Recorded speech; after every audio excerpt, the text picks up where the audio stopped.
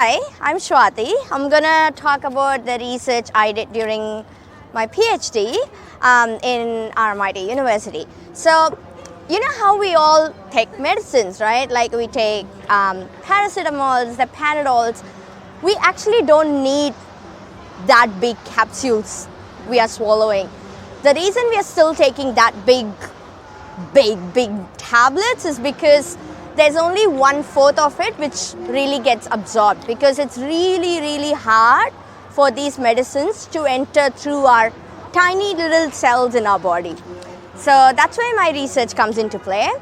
I use these mechanical sound waves which basically contracts and stretches the cells. So what that does is, it's exactly like bread making.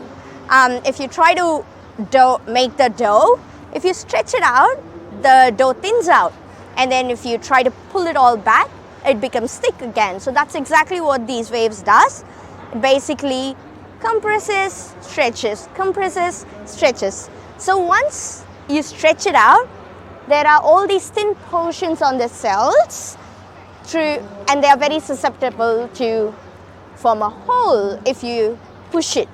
So what these waves does it, they push it in, and once they push it in, you have a hole on the membrane, on the surface.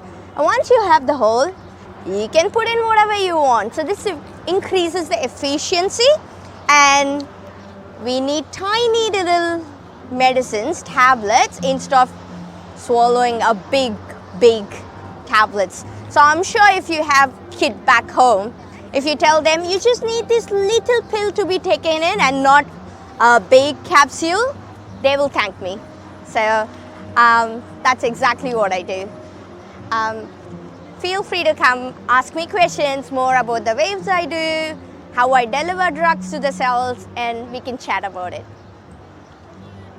Whatever you're doing to make it expand and contract, like within the human body, or only externally?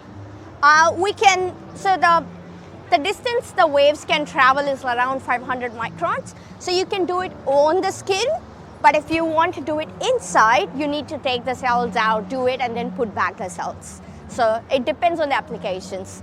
So is your research relevant to people who are sick, for example, to help them with the uptake of their medicines? Yeah, pretty much. If you know about the CAR T therapies and all these therapies where, let's say you have cancer, you can change the immune cells in your body. So you can pretty much take the cells out, treat it in a lab, and then you can reinfuse the cells back into the human body. So that you can use it as an in vitro but ex vivo situation where you treat the cells and put it back inside the body. So no worries. So far, no mechanism to treat inside the body? Sorry, what was it? So far, so you don't have any mechanism to treat inside the No, because these are very high frequency waves. They are very short, so the frequency and wavelength are inversely proportional, right? So I use 30 megahertz, so the super high frequency, so 500 micron is the depth it can go. Our skin tissues, they are minimum of 2 millimeter before they reach the bloodstream.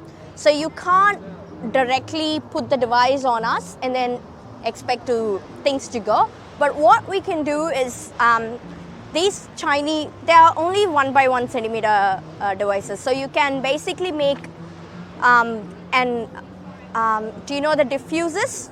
The mist you get out of a diffuser? You can basically break a drop of water into these mists, and then you can deliver things through nasally. So you can do that using this device. But when it comes to directly putting it on the human skin, it goes only very shallow, 500 microns. So it depends on the application, I would say.